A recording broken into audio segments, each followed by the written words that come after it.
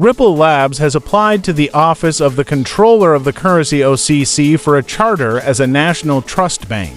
If the U.S. Genius Act for stablecoins is adopted, that would mean it could choose for its RLUSD stablecoin to be federally regulated. Currently, the stablecoin is issued via Standard Custody and Trust, a New York-regulated trust bank. We explore the reasons for the application and an issue related to Ripple Labs' XRP holdings that could potentially scupper its chance of success. On X, Ripple CEO Brad Garlinghouse said, "If approved, we would have both state via NYDFS and federal oversight, a new and unique benchmark for trust in the stablecoin market." The obvious question is, why have to banking charters? The simple answer is to hedge its bets, and if Ripple believes the stablecoin will grow quickly, it will need to be OCC regulated sooner rather than later. Ripple has always been keen to serve institutions, and being a national bank would bring added credibility.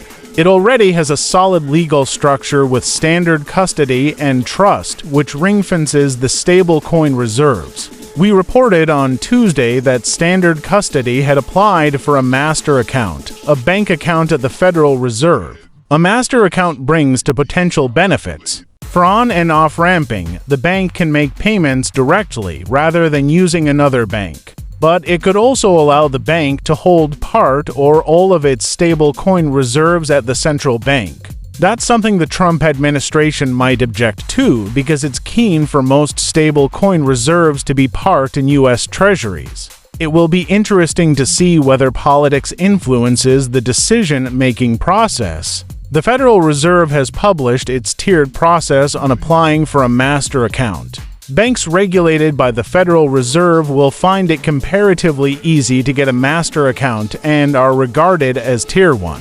Those supervised by the OCC are Tier 2 and will receive more scrutiny.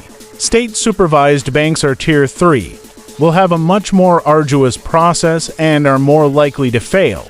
This tiered system explains Ripple's dual strategy. Ripple might not succeed in getting a national trust charter. The only such license awarded to a crypto firm so far has been to Anchorage Digital. Even if Ripple succeeds, it could take a long time, and the OCC charter makes it more likely to land a master account. So the short-term strategy is to continue using Standard Custody and try for a master account. And the medium-term strategy is the OCC National Trust path. The Genius Act only requires a stable coin of more than $10 billion to be federally regulated, and Ripple is still a long way off from that. But the application is good advance preparation.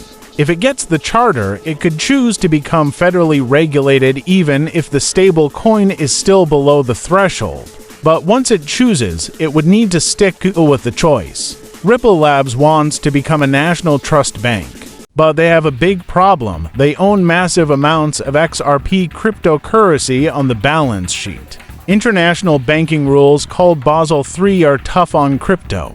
If a bank holds $100 million in Bitcoin or XRP, they must set aside $100 million in capital as a safety cushion. That's like having to keep $1 in your savings account for every dollar you gamble with. But it gets worse. Banking rules also say you can't count intangible assets as real capital. Intangibles are things that you own but can't physically touch, like brand names, patents, or cryptocurrencies. So Ripple faces a nasty double hit. They need $100 million in capital to cover every $100 million in XRP holdings, but they can't count their XRP as part of that capital. The obvious fix that isn't simple. Why not just remove XRP from the balance sheet? Problem solved, right? Well, Ripple has bought lots of companies Hidden Road, Standard Custody, Mataco, etc. When you buy a company, you often pay more than its assets are worth, with the extra amount classed as goodwill.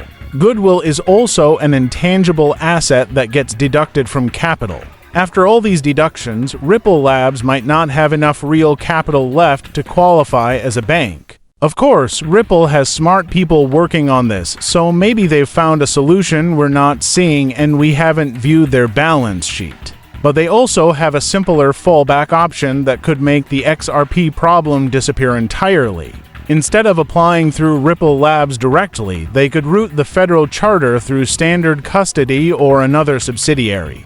This mirrors how Anchorage Digital operates. It holds the National Trust Charter as a subsidiary of Anchorage Labs, keeping the parent company's balance sheet separate from banking regulations. This subsidiary approach would let Ripple maintain its dual-track strategy, continue operating RLUSD through standard custody in the short term, pursue the Fed master account, and, if needed, convert standard custody rather than Ripple Labs into the federally chartered entity. While it avoids the Basel III headache, it only gives Ripple one avenue to a Fed master account. Disclaimer, please note that cryptocurrency prices can be highly volatile, and this information is intended for educational purposes only. It should not be considered financial or investment advice. Always conduct your own research before making investment decisions. The content and materials featured on this page are for educational purposes only. Buy Crypto is committed to providing unbiased and transparent reporting.